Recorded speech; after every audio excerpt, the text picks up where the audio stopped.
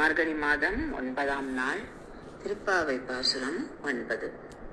தூமணி மாடத்துச் சுற்றும் விளக்கெரிய தூபம் கமழத் தொழில் அணைமேல் கண்வளரும் மாமன் மகளே மணிக்கதவம் தாழ்த்திரவாய் மாமீர் அவளை எழுப்பீரோ உன்மகள்தான் ஊமையோ அன்றிச் செவிரோ அனந்தலோ ஏமப் பெருந்தொழில் மந்திரப்பட்டாளோ மாமாயன் மாதவன் வைகுந்தன் என்றென்று நாமம் பலவும் நவின்றேலோர் எம்பாவாய்.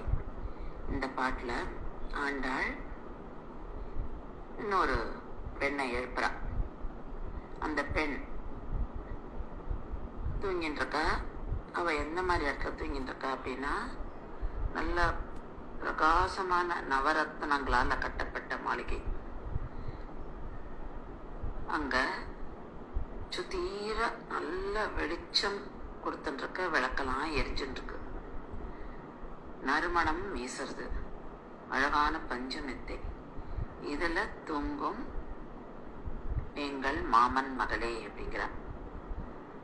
உன் வீட்டு மணிக்கதவை திறப்பாயாக.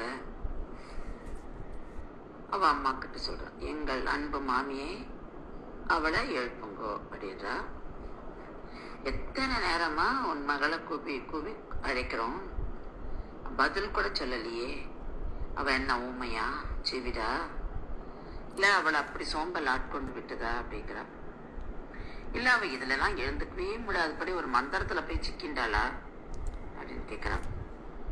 உடனே எழுந்துக்கோ, எங்களோட வா.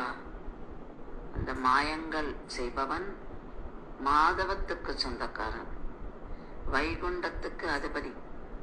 இப்படிலாம் இருக்கிற அந்த நாராயணனோட திருநாமங்களை சொல், எங்களோட வா, நீராடி நம்ம அவனுடைய திருநாமங்களை சொல்லி நோன்பு கொண்டாடுவோம் அப்படின்னு சொல்லி இந்த பெண்ணை கூப்பிடுறான்.